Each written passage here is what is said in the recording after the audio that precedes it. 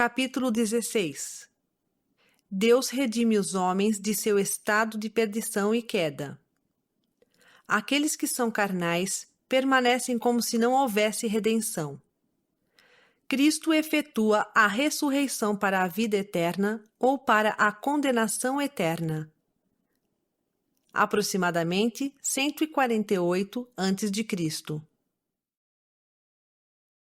E então aconteceu que, após Abinadi ter dito estas palavras, estendeu a mão e disse: Tempo virá em que todos verão a salvação do Senhor, em que toda a nação, tribo, língua e povo verá olho a olho, e confessará diante de Deus que seus julgamentos são justos.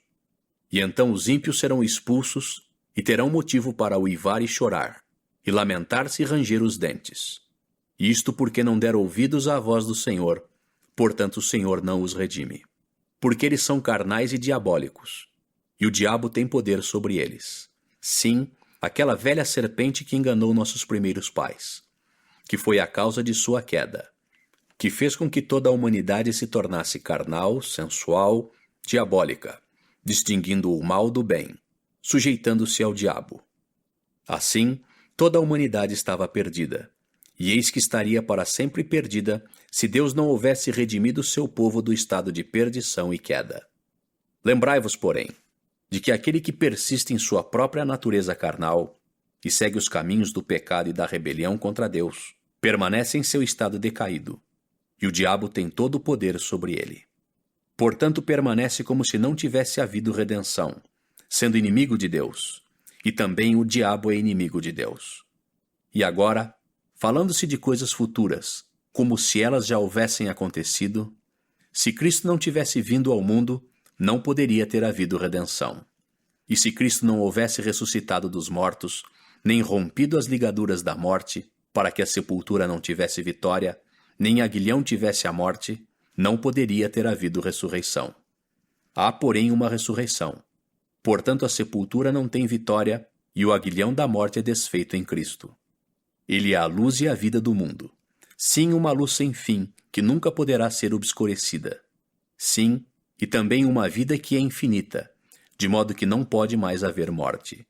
Isto que é mortal se revestirá de imortalidade, e isto que é corrupção se revestirá de incorruptibilidade, e serão levados diante do tribunal de Deus, a fim de serem julgados por ele de acordo com as suas obras, sejam elas boas ou sejam elas más. Se forem boas, para a ressurreição da vida eterna e felicidade, e se forem más, para a ressurreição da condenação eterna, sendo entregues ao diabo que os dominou, o que é condenação, havendo seguido suas próprias vontades e desejos carnais, não havendo nunca procurado o Senhor, enquanto os braços de misericórdia lhes estavam estendidos, porque os braços de misericórdia lhes foram estendidos e não os aceitaram. Havendo sido admoestados de suas iniquidades, ainda assim não quiseram afastar-se delas. E foi-lhes ordenado que se arrependessem, e contudo não se arrependeram. E agora, não deveis tremer e arrepender-vos de vossos pecados, e lembrar-vos de que somente em Cristo e por meio dele podereis ser salvos?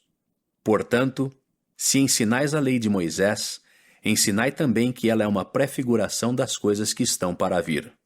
Ensinai-lhes que a redenção é alcançada por meio de Cristo, o Senhor, que é o próprio Pai eterno. Amém.